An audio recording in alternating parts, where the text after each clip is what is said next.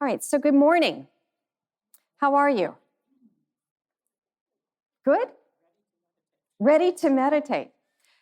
Well, I've got some good information for you, and then we will have a meditation uh, practice exercise as well. But I think I have some information that you'll appreciate and really like. My name is Beth Skinner. I'm the presenter for this workshop this morning. And I am delighted to be here with you. As people started coming in, you were the first lady here, and there was this concern about, oh my gosh, I'm the only one. And then you're looking around, and it's like, there's not very many of us. The numbers don't matter. The numbers don't matter. The content is available for you. However many yous there are, that's who the content gets to go to. So you're the lucky ones, you're here. All right? So we're going to drop this thought about who's here and who's not here. Agreed? It doesn't matter anymore. At this point, we're just going forward. I don't have a numbers thing. See, that's something I dropped a long time ago. The content, and it's going to you. That's all that matters. A little bit about myself as we get started. I'm a very Western person. I understand the intellect, the education bit, all the Western trappings in our culture about what it means to be a well-balanced person in the Western culture. It means education, success, and the kind of house I live in, right? Pretty much.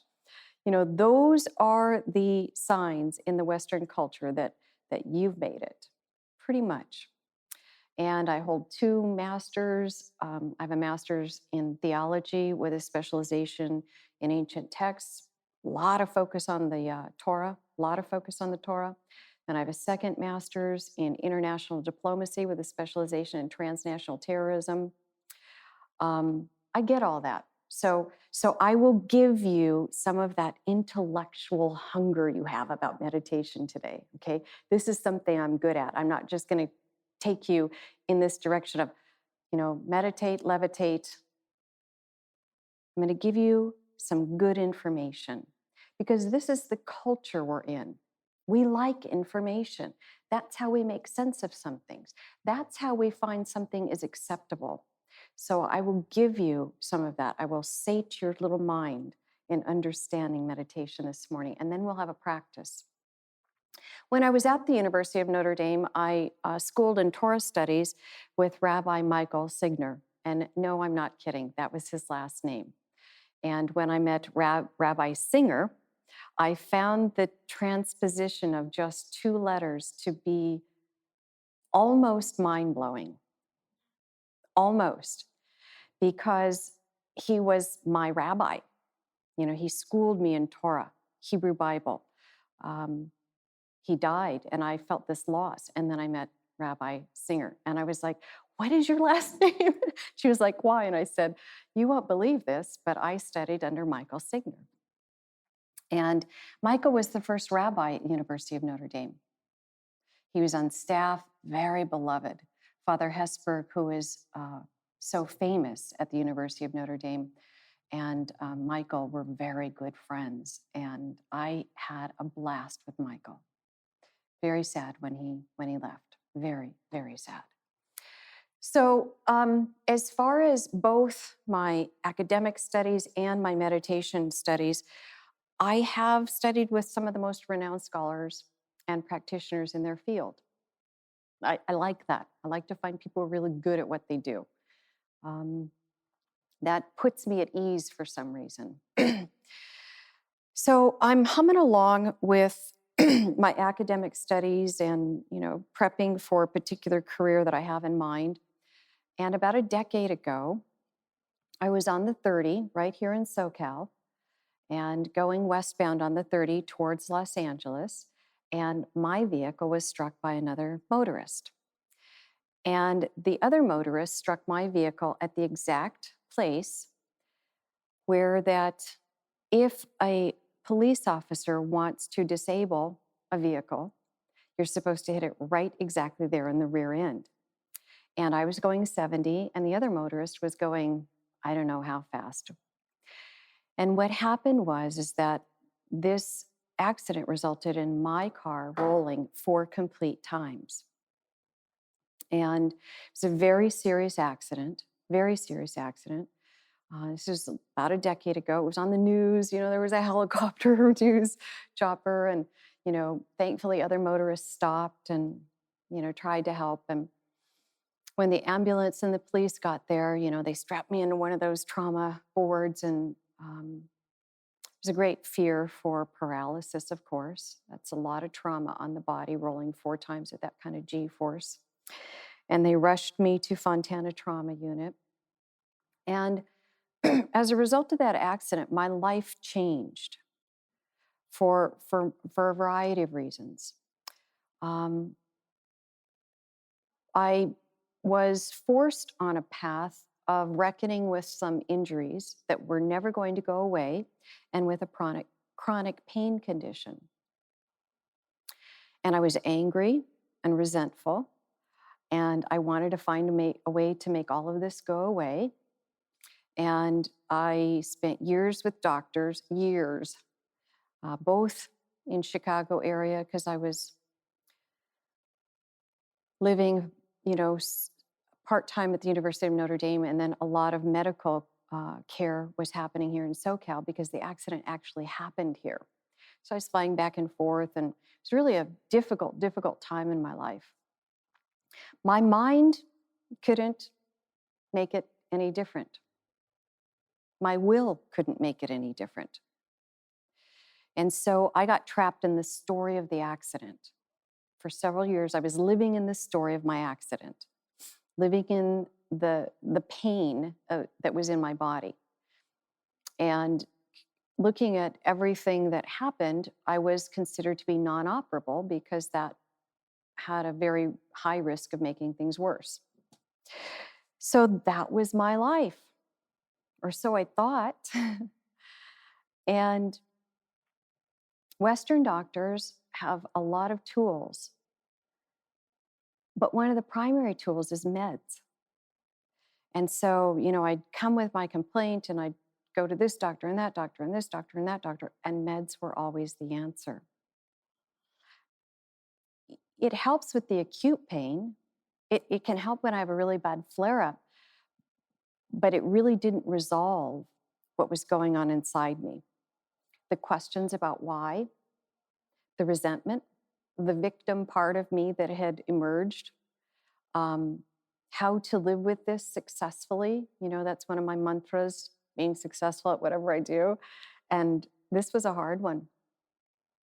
So I was caught with those questions and not getting any answers. And Western doctors, the only answers they had were, sorry, you had this accident, you're non-operable, you're going to have to live with this, here, take this prescription. After several years, I got tired. I got worn out by it. I can talk over that noise, it's okay. I got totally worn out by it. And there was a point where I just surrendered. We can say God, divine spirit, universal love, whatever. I give meditation workshops to a variety of settings. And whatever word you're comfortable with, it's okay. But I surrendered. I was tired of the battle. I was tired of the fight. I was tired of having unresolved questions. And I just said, I'm done. I don't know what to do anymore. I have sought answers from everybody I know how to get answers from. I, I, I, I don't know what to do. I want my life to be better, and I don't know how to get it there. And a period of time after that moment, I was watching CNN when Larry King had his show on, and Deepak Chopra was his guest. And Deepak was talking about some things about healing and meditation and all these other things. And it just struck me. It just gripped me. That's all I can say. It was like, I want that. I want that. And luckily, we have a Chopra Center right here in SoCal, right down in Carlsbad. I got on the phone the next day, told them my condition, told them how I was, kind of hopeless. And they said, Yeah, come on down. So I enrolled in a program called Perfect Health, got down there as quick as I could, and was there for a week. One of the first things I was required to do was learn my primordial sound meditation mantra. And so every morning and every evening when I was there, getting help for my body, getting help for the stuffed energy from the accident, learning to release the traumatic energy that was still in my muscles and my neurological system, which no one had ever told me that that had gotten stuck in my system before, that it was contributing to unnecessary pain. Practicing my mantra every morning and every evening was part of the program. And I wanted help so bad, they could have told me to do anything and I would have done it. But when I left the program, I felt better. I understood more things about my body, about how that accident impacted my brain. I mean, could you imagine the brain rolling 4 times at that G force?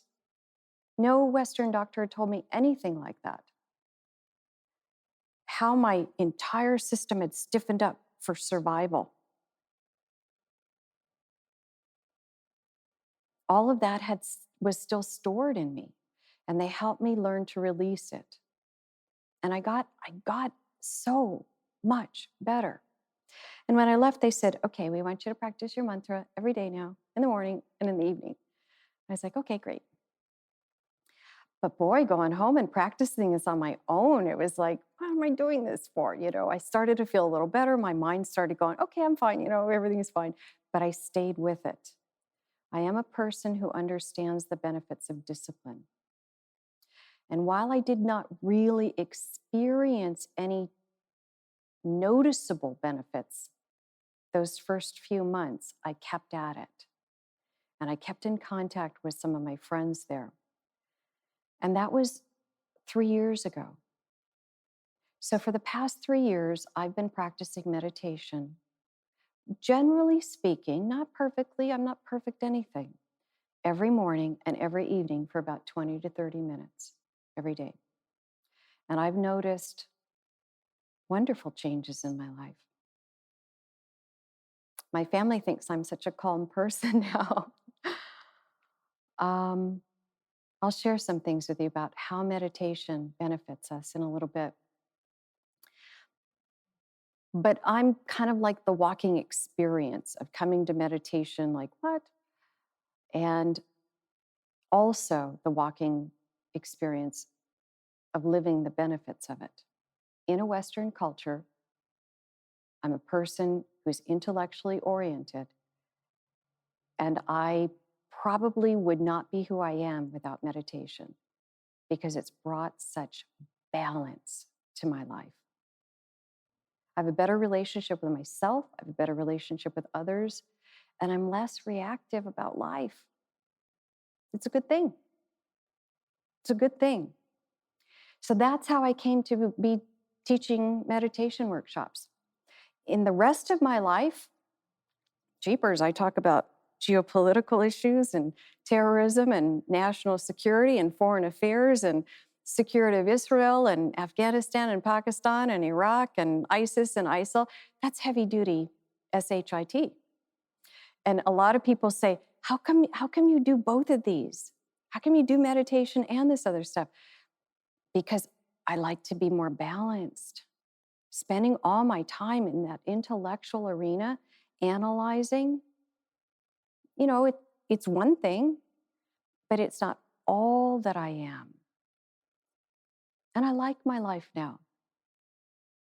I have 2 facets that make me feel more complete. None of us are only one thing. None of us are only one thing. This morning, I am hobbling a bit, not because of the accident a decade ago, but because I had total knee replacement surgery about 4 weeks ago. The knee was damaged in the accident, so it finally gave out. So I had a total knee replacement about a month ago, so I'm hobbling a little bit. But I'm in my comfy cotton cashmere, right? That's why I'm so comfy, because I want to be comfy because I'm still like not great with the knee yet. And I may use the cane a little bit. I may sit a little bit. I typically like to walk around a lot with people, but it's not possible today. Okay, so that's a little bit about who I am, how I came to be here this morning talking to you about meditation. I think it's important to know who the presenter is, the speaker. So, Jews in meditation, really? Come on. Isn't that anathema? No, it is not. Not in the least. The Shema. Hear, hear, hear, hear, hear. The Shema has been used as a mantra from time to time throughout history. It's been the security. It's been the, the, the latch for Jews to hang on to at times in history. The Shema. It does serve at times as a meditation, but I'm going to develop this much more thoroughly for you. When we think about repeating just a few words over and over again, such as these very important words, if one were to focus on them with repetition over and over again, there might be an experience that translates to meditation.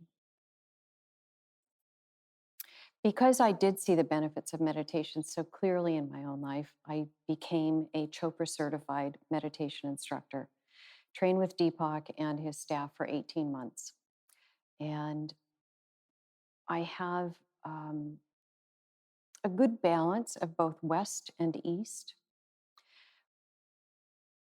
Along with my master's, my bachelor's was in religious studies.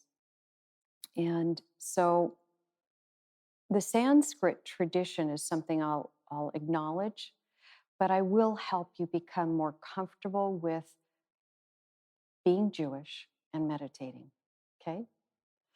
Yep. Good, good, good, good.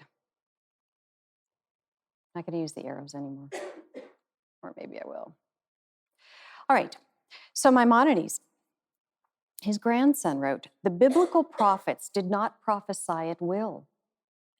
Rather, they focused their minds and sat joyfully and contentedly in a state of meditation." Exactly where do we think the good stuff comes from?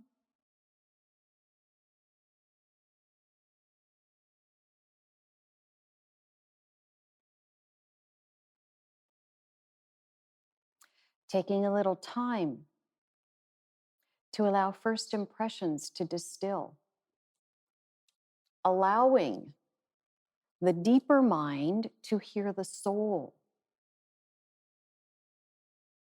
This is where the good stuff comes from. The ruach, the spirit. Not a one of us can come up with the good stuff with a glance at a text or a surface interpretation of an event or a teaching or an experience.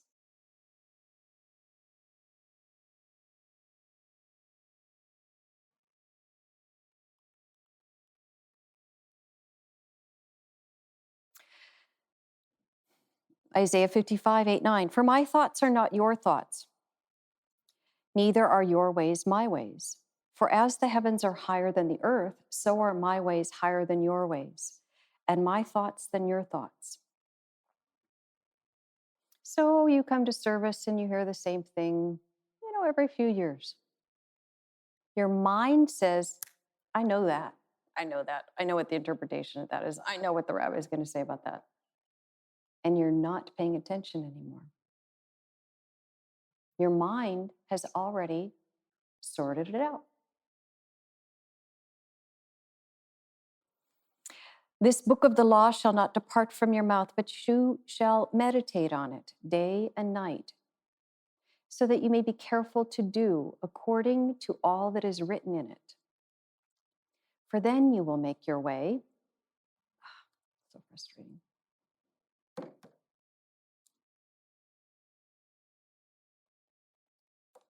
prosperous, and then you will have success. Joshua.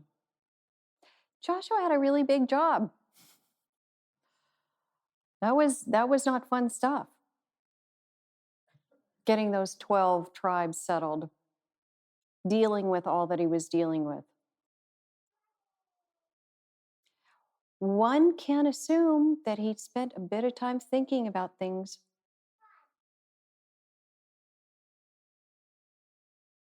Decisions and consequences, unforeseen consequences.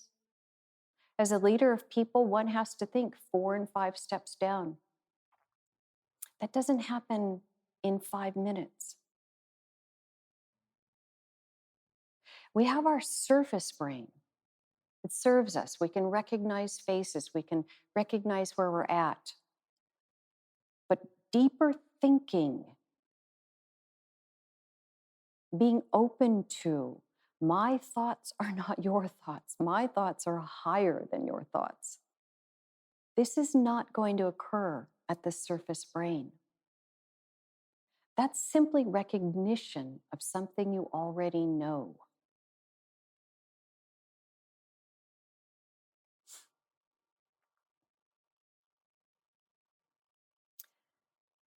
Psalms, tremble and do not sin. Meditate in your heart upon your bed and be still. The way I hear that now, this is saying don't react so fast. One makes missteps when one reacts. Meditate in your heart upon your bed. Think things through at a deeper level. Take time to listen to the deeper level of wisdom, of higher thoughts.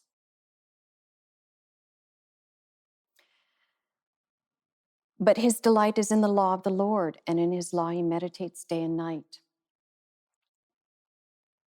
We think we know what the law is. We think we know.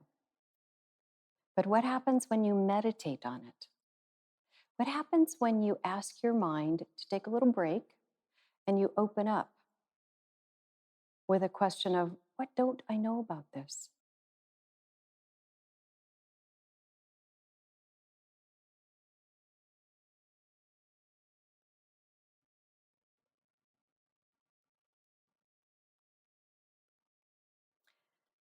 In the Jewish tradition, meditation is found more easily in the mystical branch. However, we can see meditation interpreted in many ways when we look at Jewish heritage. It's not just teaching that comes out of the text. There's experience, there's thoughtfulness, there's direction rather than reaction. And the only way to surface such wealth in the text is to literally meditate upon it.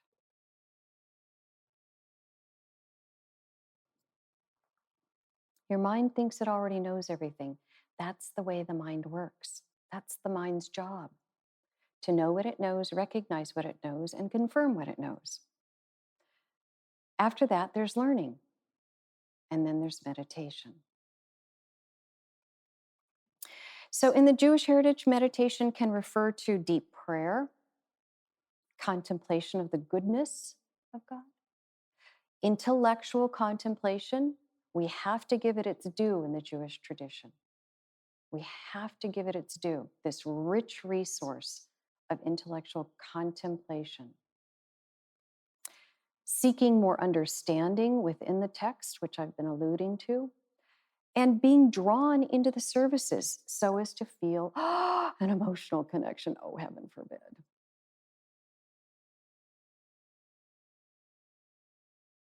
That emotional connection can only come from being open to what don't I know? What haven't I heard before? Instead of, yeah, I know what this says. Yeah, I heard this before. Yeah, Rabbi said this before.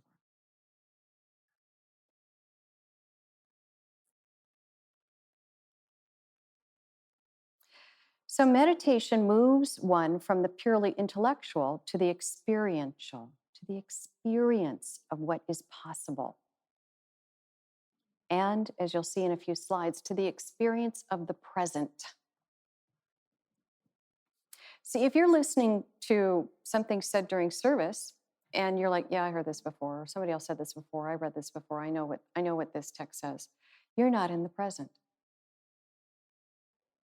You're someplace else with your mind saying, I have heard this before. So where are you then? In the past. Or if you are someplace in your life and you're thinking about what you want to do tomorrow or the next day, where are you? In the future. So meditation is about being in the present. That's really what it's about. And with this thing going all the time, not an easy thing to accomplish. Can one experience the words of the Torah? Not just listen to them, not just recognize their familiarity, or are they just available for you to understand in the mind? So, meditation is most known as a central practice in the Eastern traditions. Certainly. Sanskrit, Hinduism, Buddhism, certainly.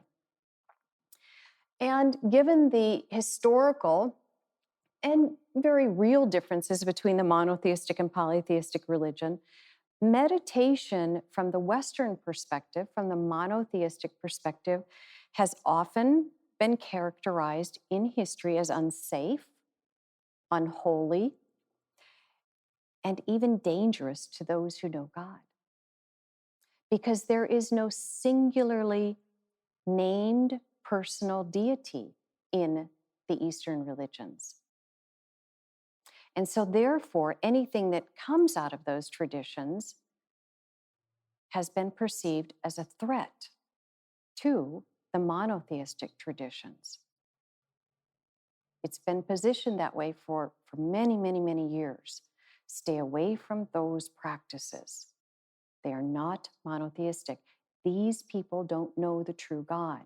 They don't even have a singular personal God. Dangerous. So meditation, don't even consider it. Not safe, not good for you. But let's think. We all like to think in this room. I know we do. And I've already established that that's kind of like my beginning point in life. Let's think. I loved Rabbi Signer. Thinking all the time. We were thinking all the time. All right. So let's think. In the Jewish tradition, social justice is an inherent central practice. Practice of what it means to be a Jew. But can we really constrain the teachings and modeling of social justice to just the Jews? Is it only the purview of the Jews? Why not? So let's think.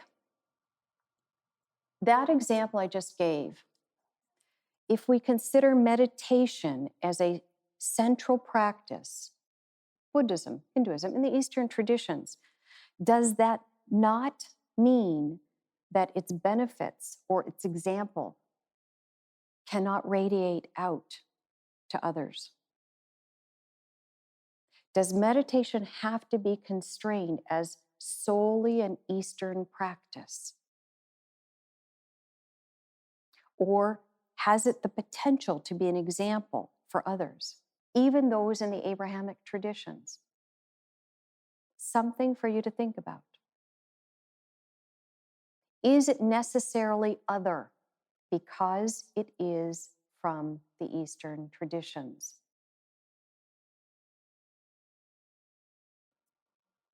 Yes.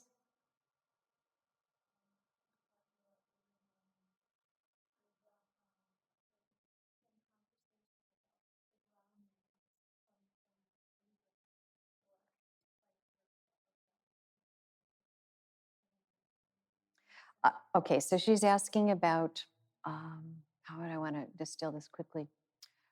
Correlations. I'll just say correlations right now. And there's always effort made on the part of scholars to find um, correlations between religious traditions, similarities. Um, there's always an effort made to find like parallels that maybe suggest something more than that. What I can say is that, as you'll see in a little bit, so hum also means I am. Okay. So it's a little further down the road than I want to be right now. I'll just say that all human beings are looking for the same thing. Okay. You like that? Got it. Okay, good. All right. So, what I'm going to suggest at this point is that what if we look at meditation as a human practice, not necessarily a religious practice? And I'll support that for you. I'll support that with good evidence, medical evidence, MRIs, blood tests, the whole bit. Okay. So it is a religious practice in that it comes from the Eastern traditions, but human beings in those ancient traditions came upon something that balanced their blood, that balanced their adrenaline system, that balanced their stress response. Western medicine wasn't available. They came upon something that worked for the human body. I find it very sophisticated.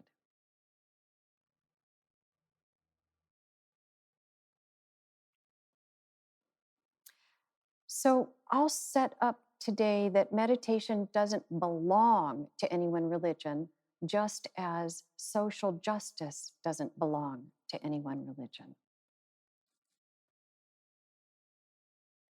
And at this point, your thoughts. I've laid out a good bit here early on. Your thoughts.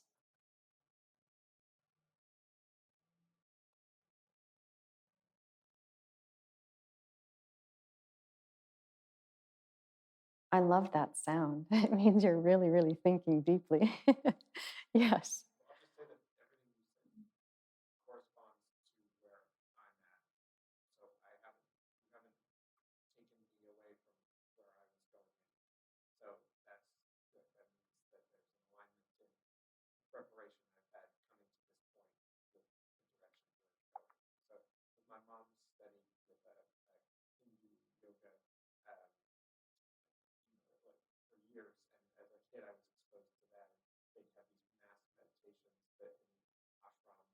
Mhm.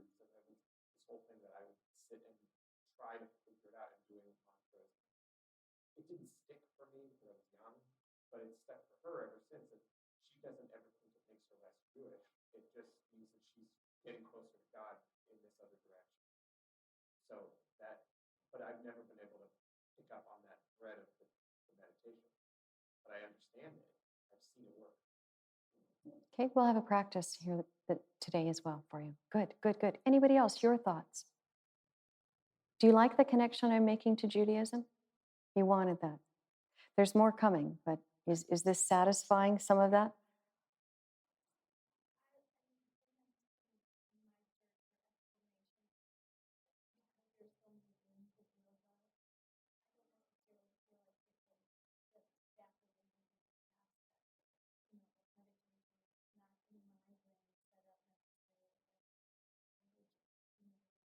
Mhm.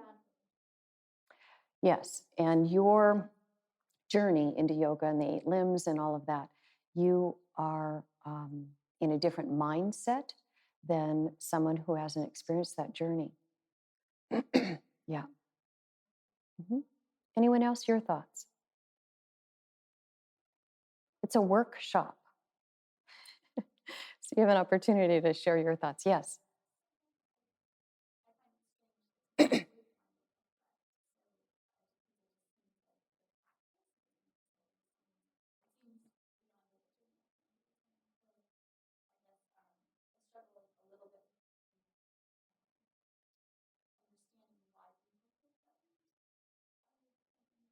Judaism, Christianity, Islam.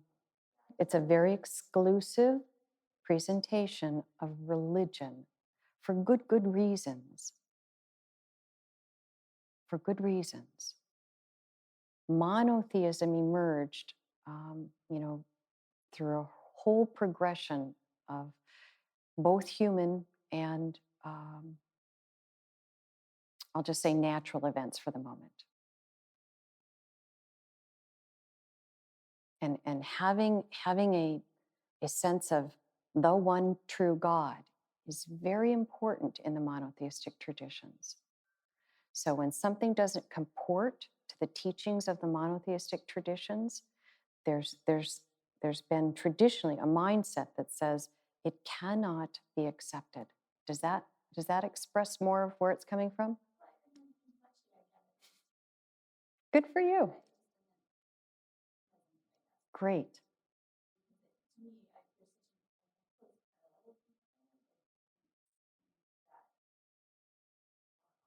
Good. Wonderful. Anyone else? Your thoughts?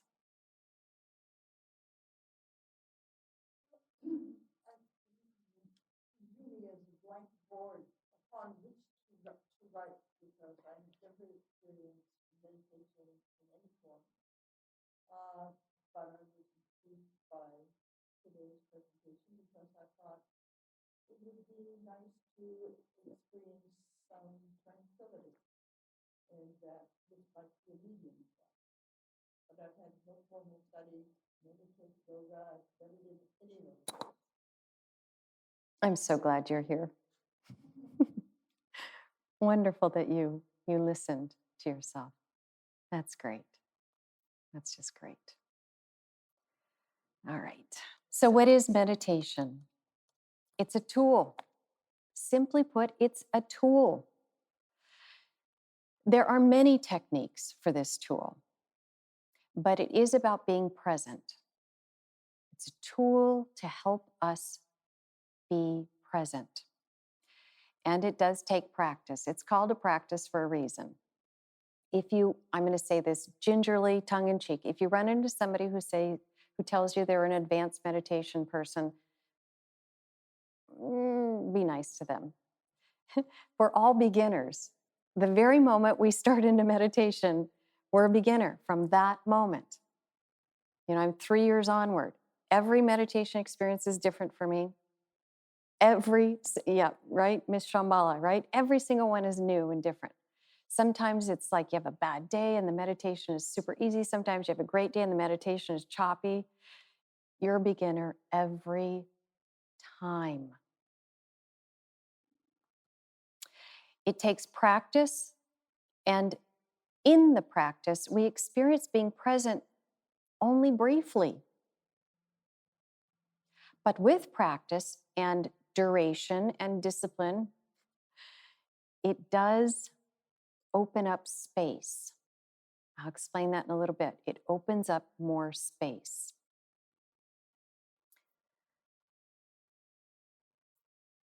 One thing I will share with you today, and I wrote it down to make sure I said it because we're going into some heavier things from here forth, is that if after this morning you take out 5 minutes, that's good enough. 10 minutes, wonderful. Anything that you do as a takeaway from the workshop this morning, it's good enough. All right? You got that? Good.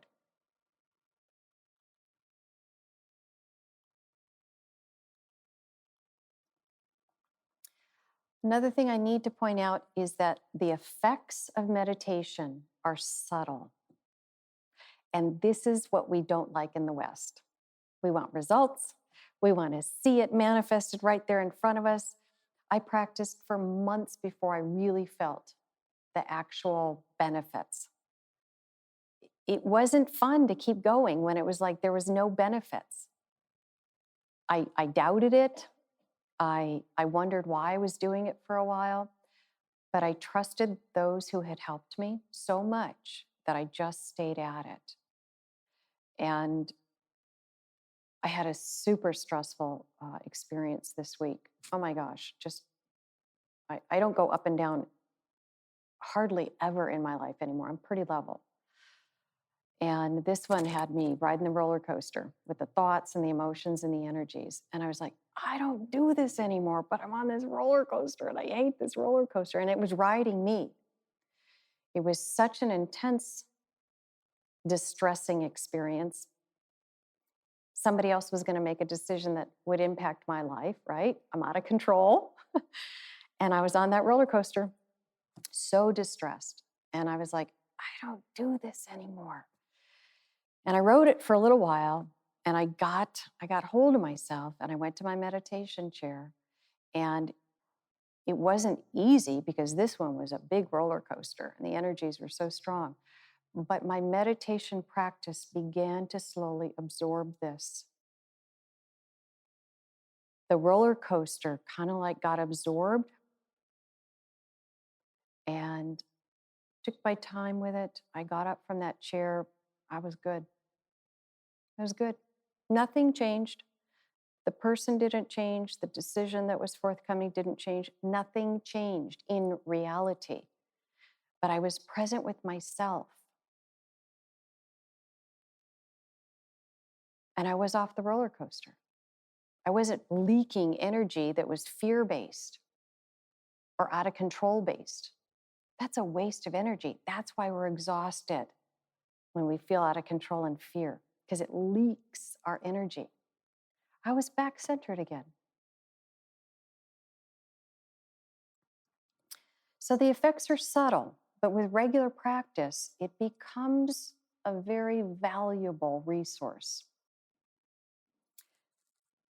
It's about being in the present rather than what? Where are you when you're not in the present? Just spout out some words quickly. Past or future? Where else are you when you're not in the present? Somewhere else. Where else are you when you're not in the present? Gave you a few clues. You could be in fear, out of control. Where else can you be when you're not in the present? Doubt, good. Where else are you when you're not in the present? Frustrated, excellent. How about the shoulds? Something should do this. Someone should do this. Good luck. Good luck with that one. You know, I'll introduce a few mantras. When we're busy with someone should do this, sorry, that's a mantra. And you can work that all you want. And that'll create really, really toxic chemicals in you. Last call. Being in the present rather than where? Where can you be?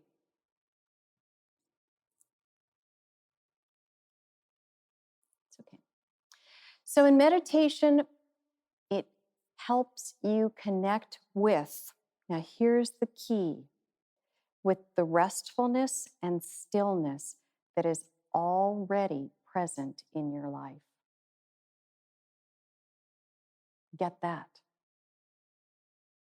Meditation connects you with the stillness and restfulness that is already in your life, in the present. So, everybody, put your stuff down. As you're sitting there, take a really deep breath, hold for 2 seconds, and gently exhale. One more time. Deep breath. Expand your lungs. Hold for 2 seconds and gently exhale.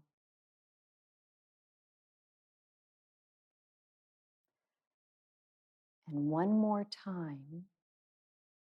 Pay attention to your breath, expanding your lungs, and pay attention to your breath. Just see it moving out of your lungs, up your throat, and out your nostrils. Inhale. Hold for 2 seconds and release gently.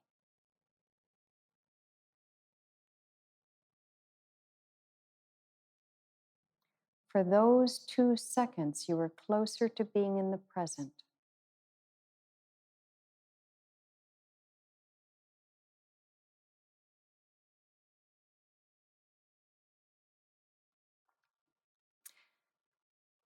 Meditation connects us to the restfulness and stillness that is already in your life. But you have to be in the present.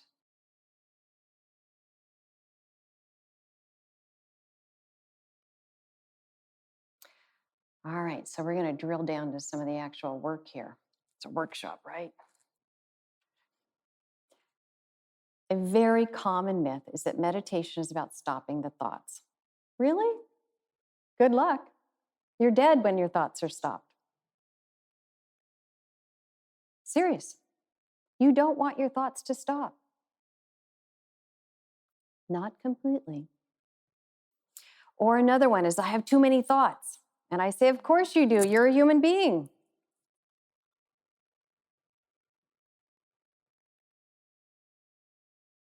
Meditation is about using this tool, it's a tool, to find the pause as a human being. It's not about being a woo-woo, woo. It's not the way I share meditation. You can head there if you want to. It's about using a tool to find the pause. Because in reality, you are a human being. And your mind has a job to work 24/7. That's its job. Why would you want to stop it from doing its job? You're fighting a no-win battle if you approach meditation with the thought or expectation that you're going to quiet the mind completely and no more thoughts. Does that help you when I said that? Your face just was like, oh my God, that was it. Good. This tool is about bringing your attention to the present moment. It's a gentle drifting back to the vehicle of meditation. And it's actually quite simple, but it takes practice.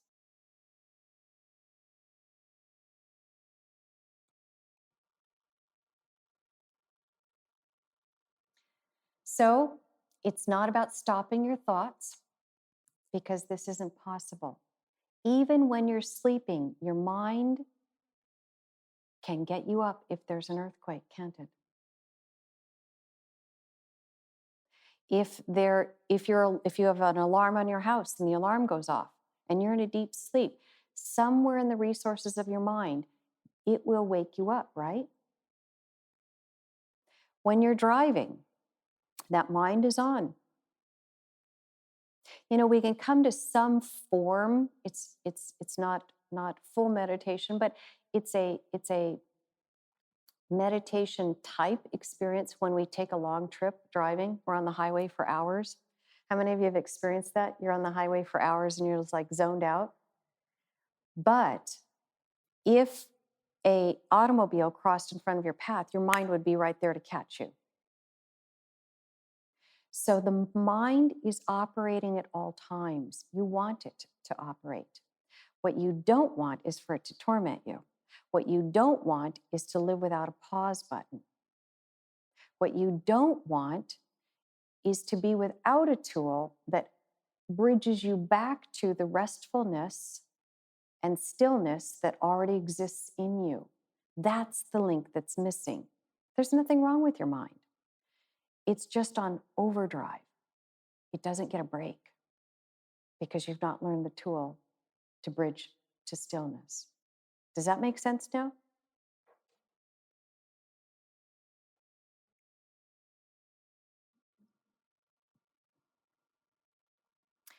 So here's why you're not going to stop your mind in meditation.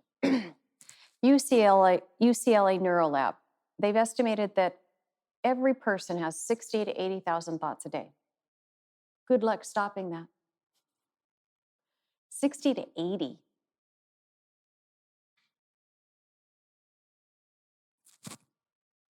So what meditation does is with practice, it gets us to our still point so that the mind is not so dominant, is not on hyper overdrive. Because when we give our mind all the attention and we don't divert our attention anywhere else, the mind is like,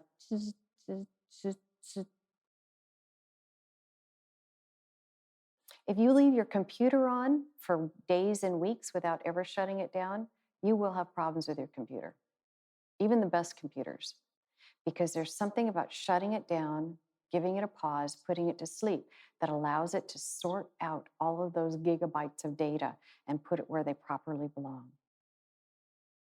And then it operates better. Same thing. When this runs nonstop, it doesn't know how to sort stuff out well. Stuff gets in the way. It's like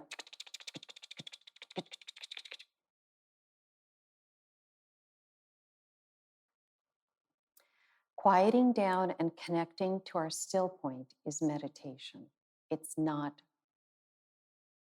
having no thoughts. When I meditate, 4 years, begin my practice, and it's like deep, deep, deep, deep, deep, deep, deep, deep, deep, deep, deep, deep. Thought comes in, thought comes in. I return my attention to the mantra, go for a little space, hear a noise, deep, get back to the mantra. It's the way it goes for all of us. Now, if you are living with the Dalai Lama and you spend 6 to 8 hours a day practicing this, your practice will show different results. But we're here in Riverside. We all have what I would call normal lives. If you want to retreat and go meditate with the Dalai Lama 6 to 8 hours a day, it's wonderful. But for those of us who are here, having that pause regularly is wonderful. It brings balance, and that's what we're after. More balance in life. All right, so time for an exercise here. Ready for an exercise? All right. So this is just 16 seconds. This is for people who say you have no time to meditate. All right, I'd like you to think of something that irritates you. Close your eyes for just a second. Think of something that's irritating you right now. Person, a situation, something out of your control. Freeze, are you cold in here? Oh, sorry. Okay, that's good though. Okay, something that's irritating. All right. All right, now, pay attention to how you feel. Pay attention to how it impacts you, that irritation. Right now, I'm going to give you the directions first. I want you to take a deep breath, and I want you to experience the breath in your abdomen area. And I want you to see the breath swirling in your abdomen area. And then I'm going to take you through the next steps, okay? So shift to taking a deep breath. So deep that you have air, the breath swirling in your abdomen area. Let it swirl. And now draw it up, draw your air up through your core, into your lung area, out of your lungs, up through your throat. Release it. Take one more deep breath, expand your lungs. Hold, 2, 3, 4, and release. 2, 3, 4. That was a 16-second exercise. During that moment, were you focused on what irritates you? During those 16 seconds.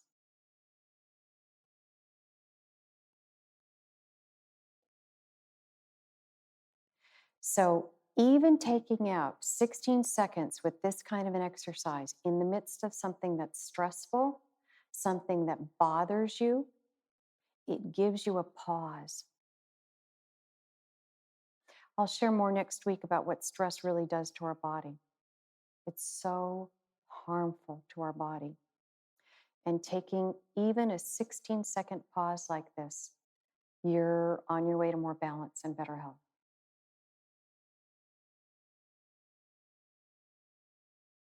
And you can build these 16 seconds by adding 30 seconds or a minute each week, just gradually growing into meditation, just using your breath.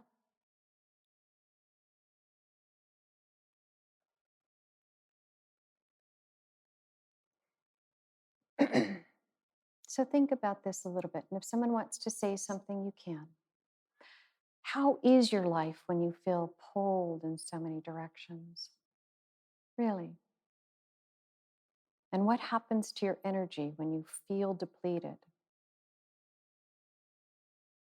And where do you find peace?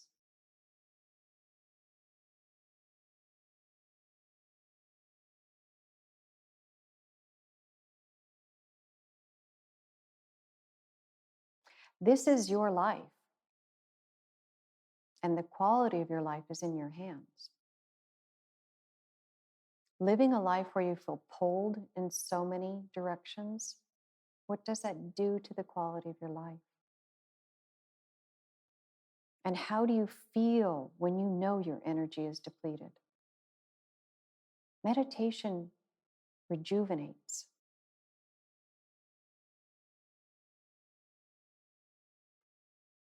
And do you have a place in your life where you find peace? Or is that elusive because you're so busy? These are important questions to the quality of your life. No one else lives inside your body but you.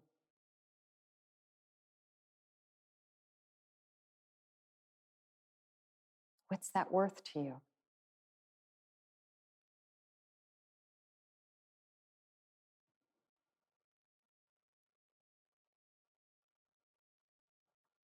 So, in our Western culture, the capacity of the mind is thought to be the primary window into life. It's very important, but our interior space is equally important. Equally.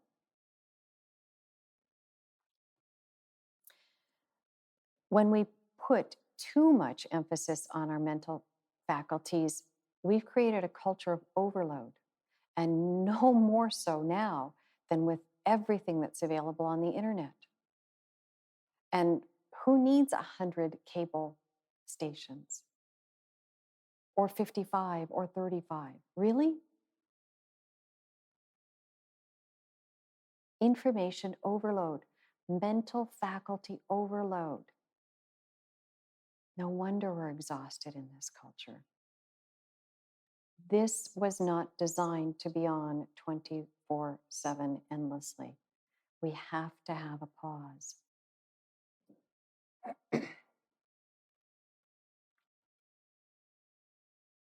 So it's at the overload where it gets very toxic in the mind. Because we're human beings, we all experience some fears, we all experience stresses in life. But just like the example I gave you from this week, riding the roller coaster, which I'm telling you, I can't even tell you how long it's been since I've been on that big of a roller coaster. But life happens. And so I was on it this week. I can't change the reality that I'm a human being, that sometimes my relationships affect me, sometimes my own decisions affect me. But when we add overload to that without any pause, it's toxic. If I couldn't get a pause in that, I'd be here with you today with all of this stress pent up in me. Now, I'm happy for you that I don't have all that stress pent up in me, but I'm more happy for myself. That's my primary goal. I like being calm. I like it a lot. I come from a mental family. My brother was super genius category. Unfortunately, he took his own life about 5 years ago because he never found a pause. Always on, always on, always on. You know, and after 55 years, it just wore him down. He just could not find any other resources. Had no spiritual life. I like being calm. I like getting away from my family patterns of, learn more, do this, do that. I like it.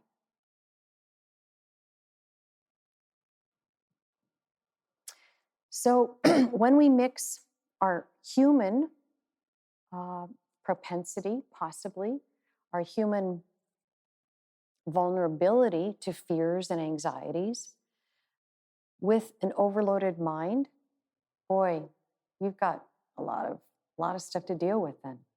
And then you try to deal with it with the mind. You try to problem solve. You're in this loop about, trying to quiet it down. If you could only solve it, it'll go away. And the mind is not going to resolve some of this. The mind is not going to resolve fears and anxieties necessarily. It's going to come from in here, where you feel a sense of stillness, restfulness. Some say peace. For me, I use the word calm a lot. It's so interesting. You have your little one with you. My colleagues, at the Chopra Center, we get together and we talk. And for people who are starting out in the meditation practice, they find that children and pets are so drawn to the kind of energy that comes from, the parent in the home who's starting to practice it. So it's wonderful. Kids and animals, they communicate first through the energy they sense. That's their first language, kids and pets, kids and animals. They perceive the energy and then they evaluate it. And we know now that kids and pets, they like the energy they feel when someone's meditating. It's so interesting. Different kind of intelligence, right? Not from here. And we let that go as we become adults and educated and we work. We let that other intelligence go. So, how to live in the present? And why is this so important? It's because the present is all you are really living in the midst of anyway.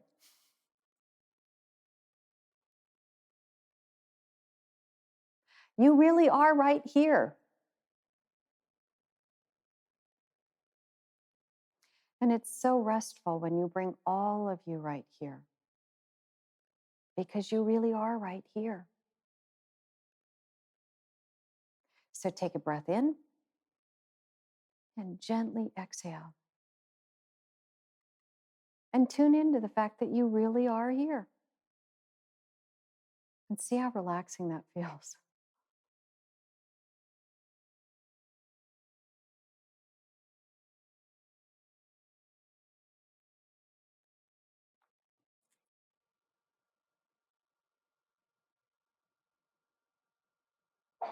So I've been teaching you in subtle ways how important the breath is.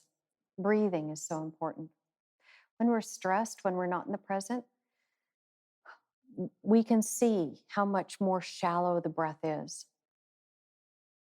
The lungs do not take in as much oxygen when we're stressed. The brain does not get as much good oxygen when we're stressed. The cells are not fully oxygenated. Using breath to bring us in the present is one of the easiest tools I can give you as a takeaway from this morning. If you feel super stressed, take that breath with present mindfulness and allow yourself to find the stillness within.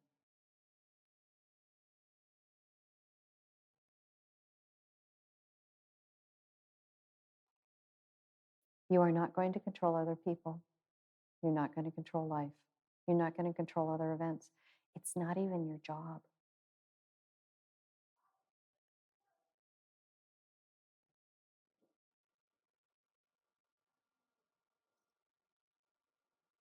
So here's the thing. The mind doesn't care whether or not you feel peaceful. The mind doesn't care. So asking the mind to bring you peace is kind of nonsensical. You got here because something in you wanted something different, told your mind that, and you got here.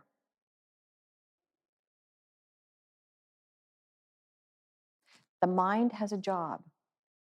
Keep you safe, think, blah, blah, blah, blah, blah, blah, blah. Doesn't have the job to make sure you're peaceful. That comes from a different human place.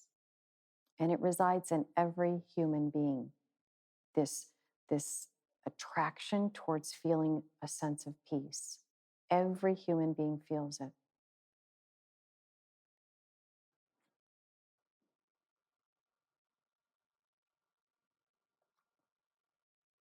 All right, so now we're going to get into some heavy stuff. Okay, I want to say one thing. Um, as I drill down, um, is it 11:13 already? Holy moly. Okay, as I drill down, I'm going to be in deeper energies and emotions, and it's perfectly normal when going through those to feel like you want to sleep. So, sleep is not the enemy of meditation. Sleep is a predictable place that the body feels when giving it permission to move out of the mental faculties and those energies. It's a normal stage. It's not the enemy of meditation. It's because we're on so much in our life that to not be on, to be given permission to not be on, it's like, how do I function? I'm not hyped up. I'm not alert. All right. So the mind has to attend to your survival, but survival is based on your conditioning and learned patterns. So, how can you find restfulness and stillness if you're going through the mind all the time? What if your conditioning tells you that scarcity is what life is about? The mind is going to say, don't trust that stillness you feel, because there's scarcity here. There's scarcity of love and resources and safety. Be hyper. The mind is a conditioned faculty. What if your mind tells you that love is all about sacrifice? Because the mind has been conditioned to believe that. So taking a few minutes out for you to love yourself doesn't fit with sacrifice. The mind is conditioned. What if your experience of family is that everyone has to be happy, but that means you have to give up your power so that everybody can be happy? It's a conditioned thought. What if you experience the death of a key person as a child? And so every time you get emotionally close or you drop deep into this space where there's restfulness and stillness, these older emotions, these earlier emotions come up of sadness or loss. Just allow. Just allow it. The restfulness and stillness is not going away. The more time you spend there, the more stuff will be brought into the present. You may have experienced the death of a key person as a child, but that's in the past. In the present, you're okay. How do you get to living out of being okay? By being in the present and validating it and bringing all of you into the present. I'm not living in the story of my accident anymore. I tell it because it's helpful, but I'm not living in that story anymore. It did in reality happen to me. I'm not living in that story anymore. I'm moving in the present and I'm creating a really good life for myself. That's where my energy is. Does that make sense to you? Do you get that? So when we're not taught how to live in the present, we end up living out of stories from the past. So meditation, what it really does is it allows for space to be in the present, in reality. When you did that 16-second breath exercise, you were in the present. You were safe. You were right here in that chair. That's all there is. That's where the good stuff is too, though. Meditation also creates space for you to make different choices. So meditation is about taking a moment to be still, to stop all of the external noise, not being reactive to it, and finding the stillness. So, one more exercise here for a moment. Take a breath, hold for 2 seconds, and release. And this next time, we're going to do this exercise, and I'm going to hold the stillness a little longer. And I want you to sense it. Okay? So, one more time, take a breath, hold for 2 seconds, and release. And now I'm going to hold this stillness, sense it.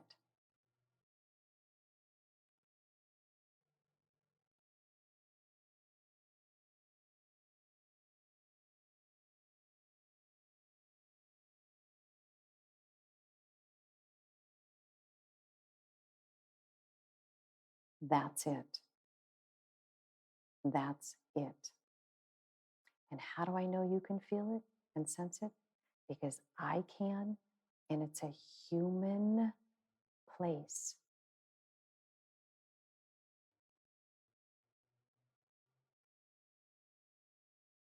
Got it?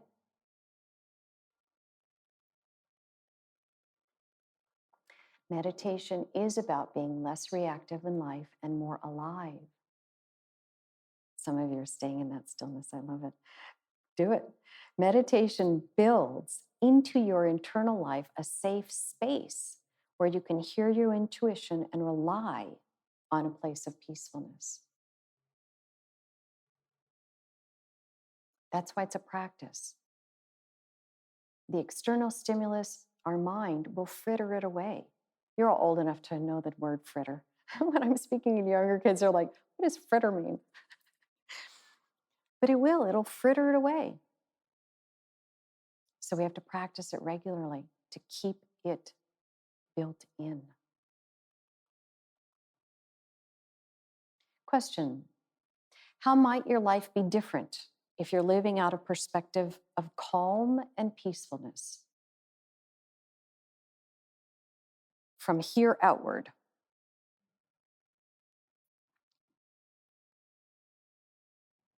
What could be different for you if you were able to shift away from conditioned patterns that no longer serve you?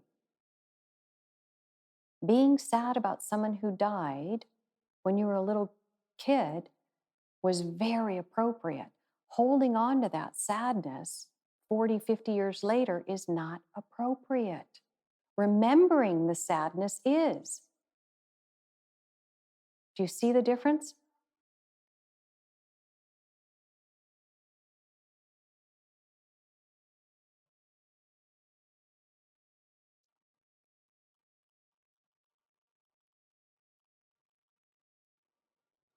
How can you even find out what conditioned patterns you have that no longer serve you?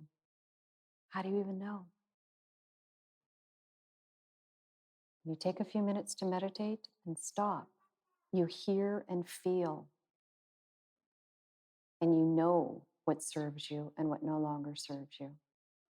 I call it turbulence or calm. I know what brings me turbulence, and I have to release it. And I know what brings me calm, and I want more of that.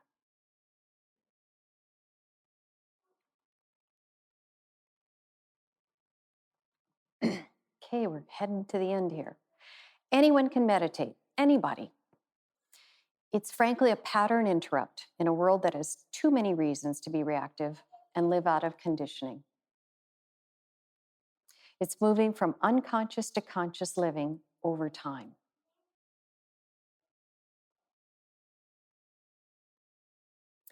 We know that meditation, through our research, and I say our because I have complete access to everything at Chopra.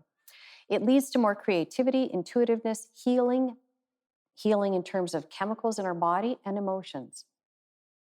It allows unconditioned thought to flow more easily, has more room. It reduces the fight-flight responses that keeps us so hyped up on adrenaline, and it provides a safe place to go when the ego feels threatened. It's like, it's okay, little ego. You're going to be okay.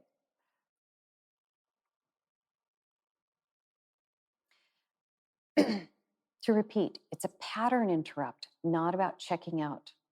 We're not in the 60s where we're going to use drugs to check out. Meditation helps us actually be present in life more fully.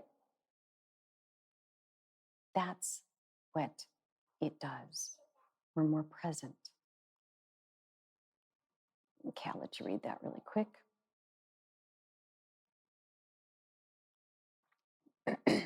So it's a pause. Getting to the exercise here. Okay, so meditation, we fall into a space inside that has been nurtured. And this nurtured space slows down the feeling of bombardment in our fast-paced life. Allows you to connect to your true essence. I always have more material than I ever need. It's just because I like to give a lot. Okay, let's get here. Balance, I've already talked about that. Listening to your heart. Okay, let's go for an exercise. You ready? All right, let's go for an exercise here. All right, so I think mantras are very, very helpful. Mantras are repeated phrases or words. Simply put, it's the tool, it's the technique that allows the tool of meditation to work. The mind needs something to do. We are not going to stop the mind. We've already covered that. But giving the mind something to do allows the other parts of us to surface. Okay? So a mantra is a repetition. It's a mind vehicle. Man, mind, tra, vehicle. The Sanskrit tra is the prefix for transportation and travel and all these other words. So mantra is mind vehicle.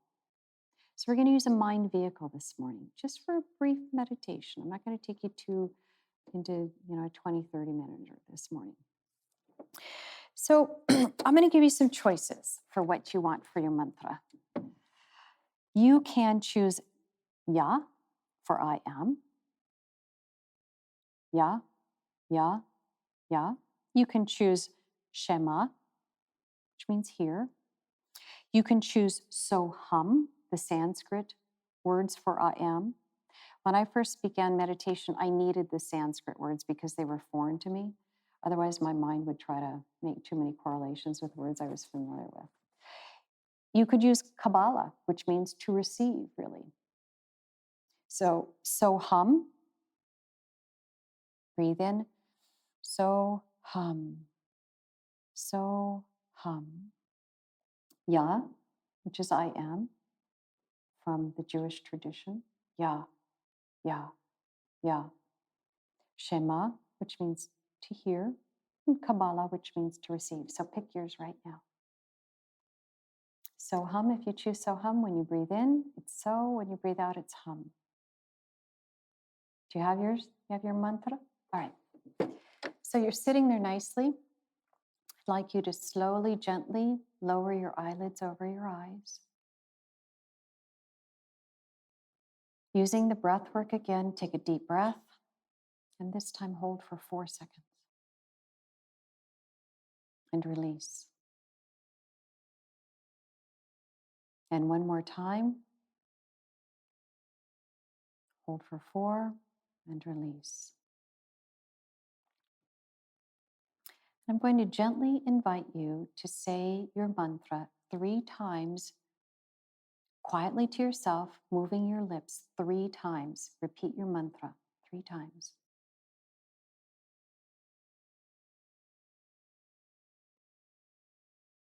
And now repeat it 3 times mentally to yourself.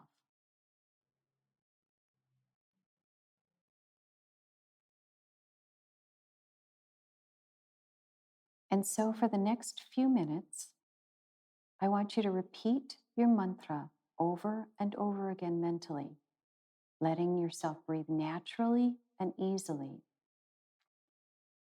If your mind gets distracted, simply gently bring your attention back to the repetition of your mantra.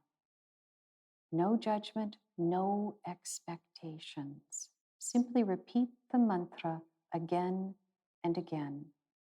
I'll watch the time and you'll hear a chime when we're finished. All right? So begin with the repetition of the mantra.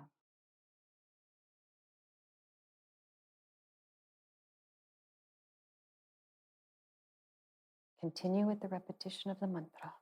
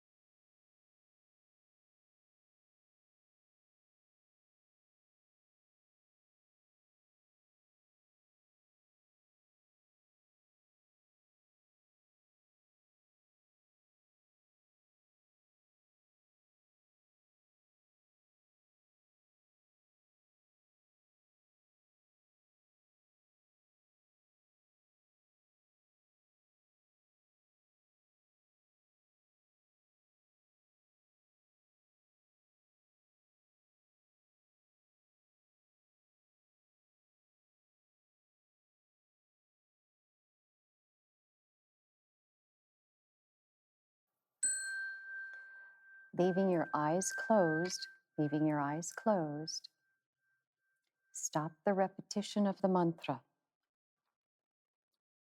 Release the repetition with your eyes closed. Just sit there for a moment in this stillness.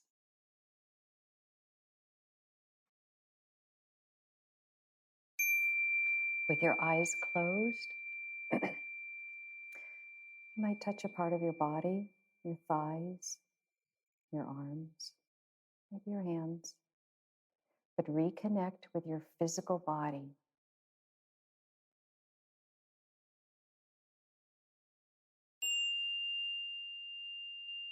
And now gently lift your eyelids off of your eyes, coming more fully present to the environment you're in. Take a deep breath and gently release the breath. Check in with yourself. Notice how you feel. And thank yourself for taking a few minutes to pause.